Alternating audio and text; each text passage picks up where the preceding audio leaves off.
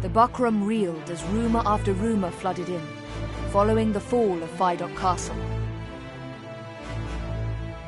The leader of their enemy, a youth scarce old enough to shave, their owner Buna Branton, a man unworthy of their trust, the Dark Knights routed. But above all else, the news that King Dorgalawa's daughter still lived. In their desperation, the people wept. They yearned for a righteous leader, a saviour to bring them prosperity. The Lady Kashua was the answer to their prayers. Lancelot Tartaros, mouthpiece of the Holy Lodician Empire, recognized Kashua as the rightful heir to the Valerian throne. The quarrel over succession was officially laid to rest. By Lancelot's accounting, this prior unrest, as he named it, stemmed not from a deep-rooted divide between clans, but instead from the misdeeds of a handful of power-hungry men. The history books would speak of no great Valerian war. Yet only the landed and the nobility paid any service to Lancelot's tale. For those who resented the ascendancy of the Buckram, words made a poor salve. While the lie of the battlefield had changed, the war raged on. What had once been seen as a clash of clans became a rift between rulers and the ruled, a struggle to break free from the yoke of oppression.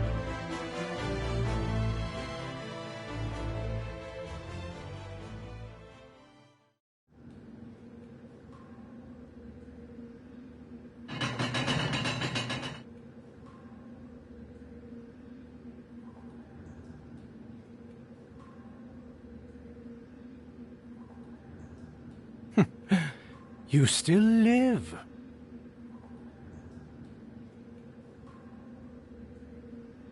Leave us.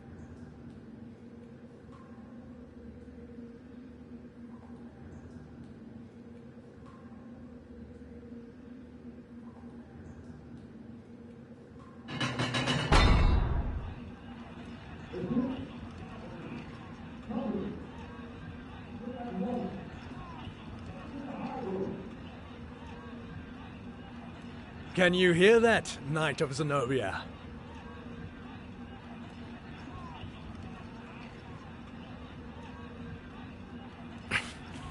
It is only a matter of time before you fall. Who rules in Valeria is a trifling matter.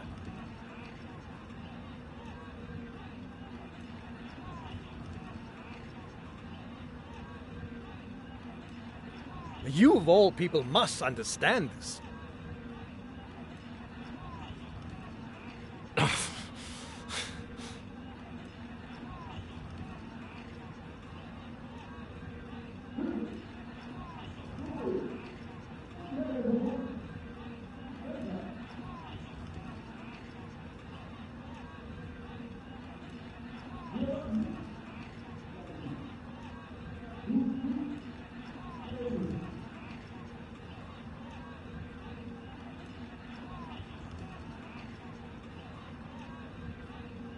Let me guess.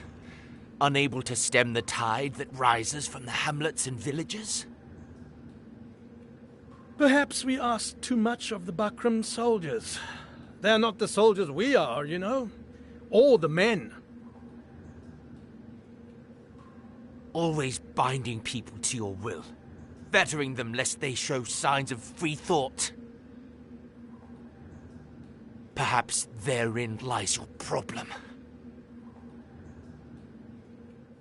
They ask for a stern hand to rule them. They ask? You're mad. You have it wrong. It is the world that is mad. Tell me, how many of these peasants would even lift a hand to better their lot were they given a chance? How many would bloody their hands, risk their necks, walk without leaning upon another? How many would dare to fight?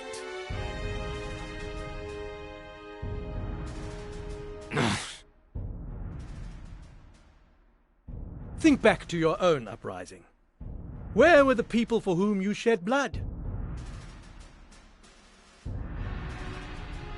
Safe at their hearths, grousing that more was not done for them. Times were hard. It was all they could do to keep themselves fed. Nonsense! They chose to be victims. They think that only from without the castle walls may one voice discontent. Not realizing that the quickest way to the throne is a knife to the king's ribs. These people have the right to live out their own lives, not fill some part in a play of your design. You have both your eyes, and yet you see less clearly than I do. True freedom is not granted from above, it is won from below. And yet the commons look without for a savior, even as they claim sovereignty over their own fate. They wait, and they wait for their savior, never taking that first step towards saving themselves. Man is not so slothful a creature as that. They merely lack our strength.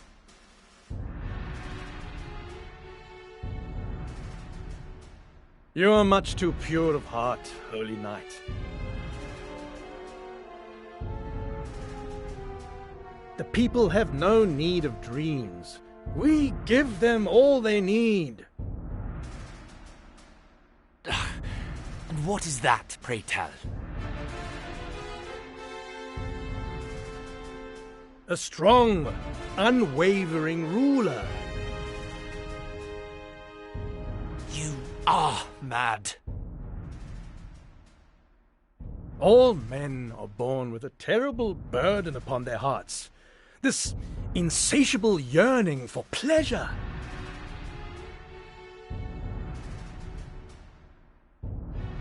They do not hesitate to take the lives of others if it will better their own. And yet, even these base creatures can know guilt.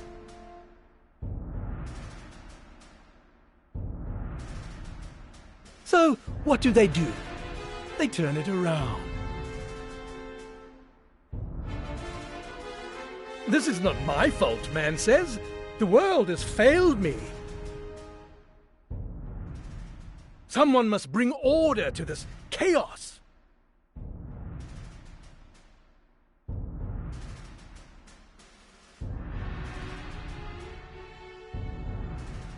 If the commons want to pursue their pleasure, let them do it in our service, under our rule.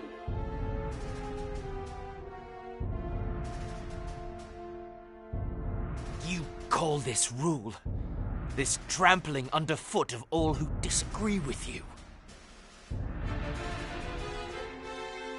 We trample no one.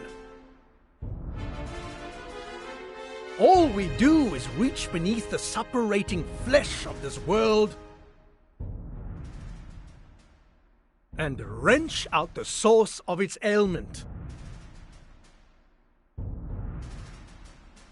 No. As the body strives to mend itself, so does the heart. These people you so despise may one day astonish you with their valor. You have far too much faith in the creature called man, Knight. People are drawn to power, drawn towards safety.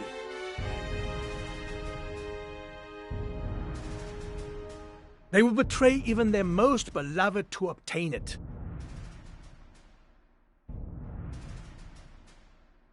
Kashua, come.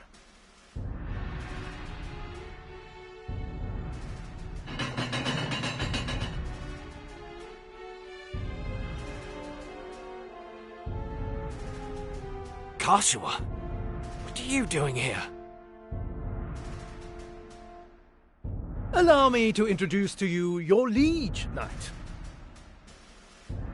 For this girl is none other than a gift left us by Danes King Dogalua, the Princess Versalia, rightful ruler of Valeria. What? Well, as you say, the Bakram are not long for this world. But, with the princess in our hands, Valeria will beg to serve under Lodis. Kashua, how? I loved Denham. As my brother, I loved him. But he was no brother to me. He abandoned me. And now, I him. Kashua!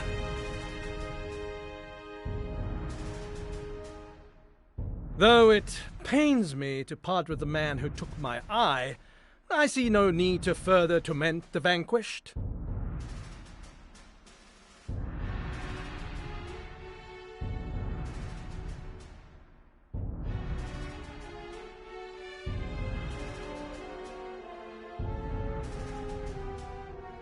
Farewell. Wait! Farewell, Knight of Zenobia.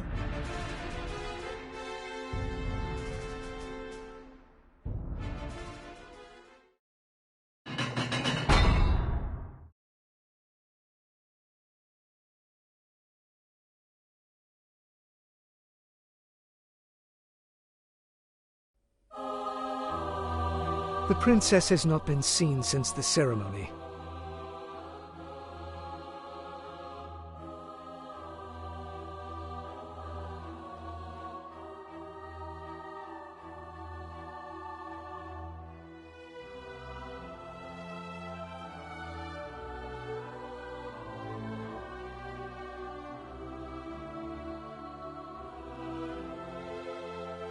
Not even the officers among the Bakram know her whereabouts, and the regent has lent his spies to the search.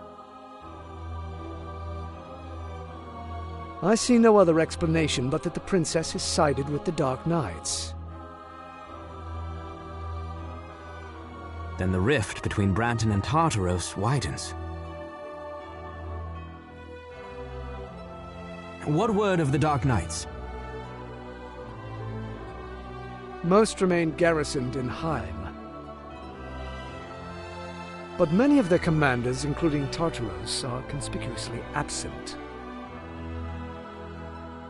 Perhaps this is why the Bakram do not move against us. What could they be scheming? You asked me to search for the Holy Knight of Zenobia. Yes. Have you heard something? A confession wrung from a scullery maid. It seems that the Holy Knight languishes in the dungeon below Haim Castle. So he lives? Yes, but under such a guard that not even the Bakram are allowed near. I was unable to mark him with my own eyes.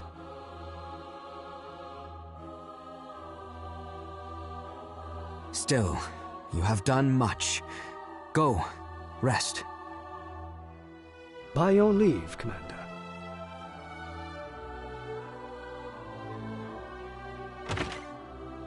Kashua.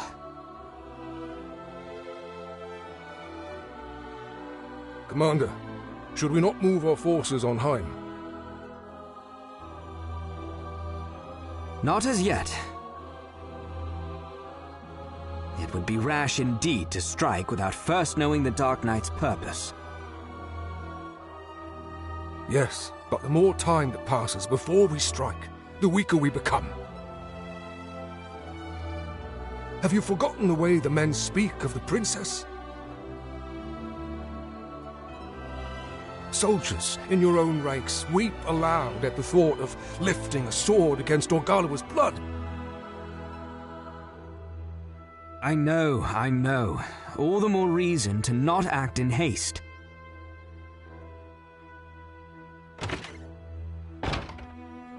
A report, sir. What is it? The soldiers at Brigantis have taken hostages and holed up inside the castle. What's this? What are their demands? Our surrender to the Bakram, sir.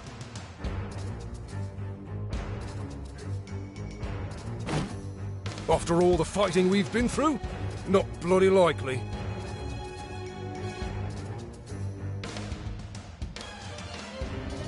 So the Order of Falaha joins the fray. Their followers among the soldiers were many, were they not? Aye, and their influence has only grown since the princess's appearance. Not a situation we are like to change. The princess's arrival was, for many, the advent of a savior. Add to this the fact that the late Dynast king was a fervent follower of Falaha. How natural for these new converts to rekindle his cry for accord and seek to abandon the fight. What will you do? I see no other choice but to meet with these followers of Falaha and speak with them. Out of the question! It's too dangerous, Commander! Not if I go alone and unarmed. They will hear me out.